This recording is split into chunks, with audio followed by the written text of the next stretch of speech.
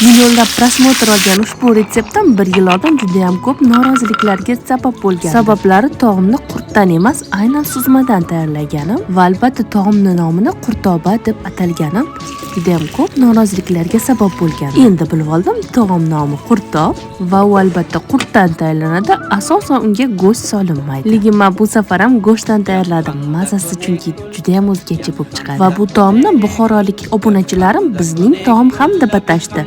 Hozir nomi aynan esimda yo'q.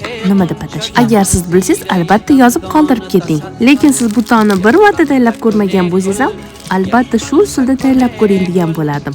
To'liq retseptini opisaniyada albatta yozib qoldiraman. Chunki bu taom nafaqat menga, balki butun oila a'zolarimizga juda ham yoqqan. Aynan shu issiq kunlarda bu taom shunaqa zo'r ketadi. Albatta tayyorlab ko'ring. Aytib o'tgandek, oila a'zolarimiz, hattoki farzandlarimiz ham bu taomni maza qilib xush ko'rib yeyishadi. Lekin bu taomni ko'p uzoq kutirmasdan tezgina yeb olish kerak. Oling siz ham yeb ko'ring.